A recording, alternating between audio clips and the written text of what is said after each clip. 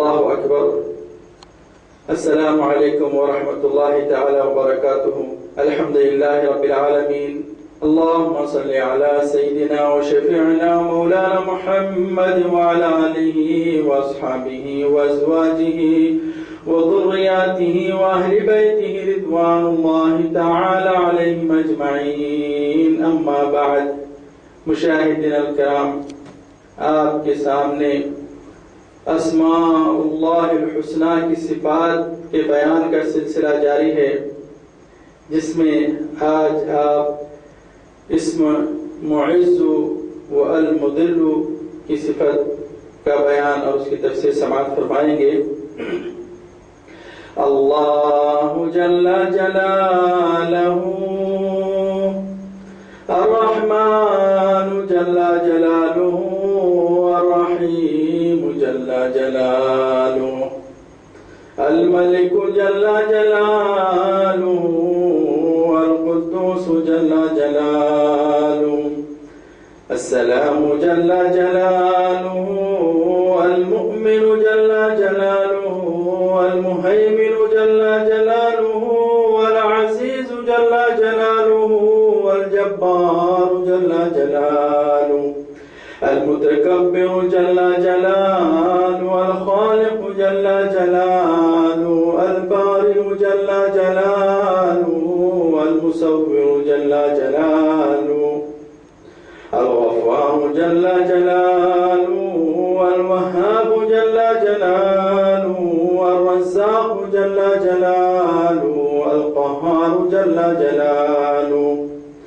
الفتاح جل جلالہ العلیم جل جلالہ القابض جل جلالہ الباسط جل جلالہ الخافض جل جلالہ الرافع جل جلالہ المعز جل جلالہ المذل جل جلالہ وجل شانہ.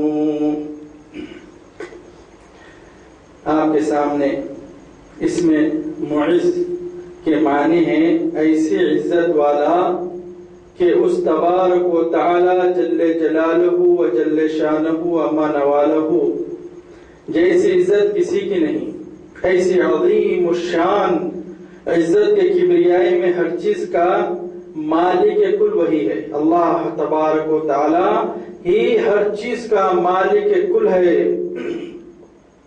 تمام مخلوقات کو عزت دینے میں اپنی رحمت سے ایسا نوازتا ہے کہ جس کو چاہے عزت دے اور جسے چاہے ذلت دے، جسے چاہے اپنی رحمت سے ولی بنا لے، جسے نہ چاہے ذلت سے ذلیل کر کے پلید بنا دے، پلید شیطان بنا دے.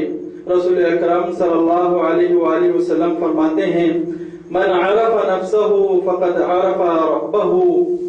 جس نے اپنے نفس کو پہچانا اس نے اپنے رب کو پہچانا. اللہ ایسے کو ملک عنایت کرتا ہے. قرآن پاک میں ارشاد باری تعالی ہے قل اللہم مالک الملک تؤتی الملک من تشاء. قل اللہم مالک الملک تؤتی الملک من تشاء وتنزع الملک ممن تشاء وتعز من تشاء وتذل من تشاء بيدك الخير انك على كل شيء قدير. اے میرے حبیب صلی اللہ علیہ وسلم، یوں کہو اے میرے معبود قل اللہم، اے تمام جہانوں کے مالک، تو جسے چاہے بادشاہی دے اور جسے تو چاہے سلطنت چھین لے. وَتُعِزُّ مَن تَشَاءُ وَتُذِلُّ مَن تَشَاءُ، اور تو جسے چاہے عزت دے اور تو جسے چاہے ذلت دے. تیرے ہی ہاتھوں میں بھلائیاں ہیں، بے شک تو ہر چیز پر قدرت والا ہے. اور اسی کی طرف تمام تر چیزیں تیرے ہی قبضے میں ہیں. تمام چیزیں تیرے ہی طرف ہے اور ہر چیز تیرے ہی قبضے میں ہے پاک پروردگار.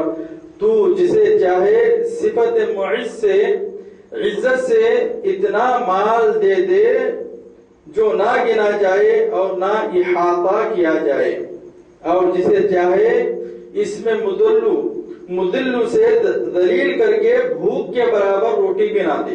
اللہ سبحانہ عز و جل جسے چاہے آنے واحد میں غلام سے بادشاہ بنا دیتا ہے اور جسے چاہے بادشاہ سے غلام بنا دیتا ہے.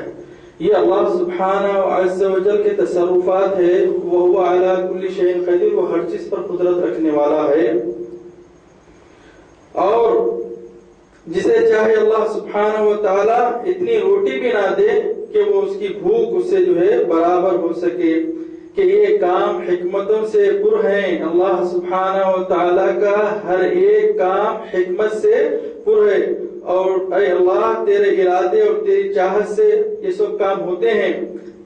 میرے بھائیوں بہنوں مائیوں، عزت اور ذلت کا دینے والا اللہ تبارک و تعالی رب واحد ہی ہے.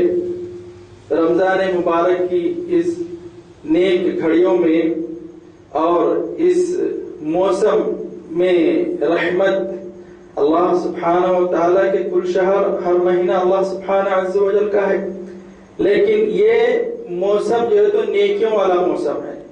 اس کے اندر آپ ایک عمل کریں گے تو 10 عمل کرنے کے برابر ہے.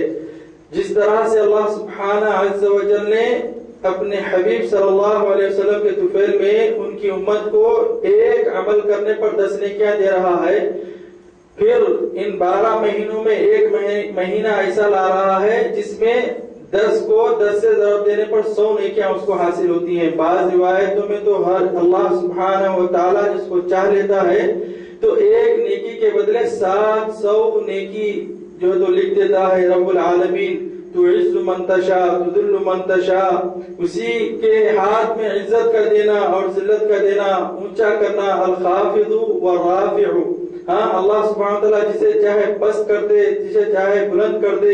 یہ اللہ سبحانہ عز و جل کی صفتیں ہیں.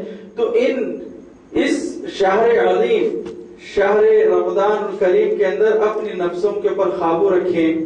اور اللہ سبحانہ عز و جل کتنا کریم ہے، کتنا رحیم ہے، اور کس طرح سے امت محمدیہ صلی اللہ علیہ وآلہ وسلم کو نواز رہا ہے.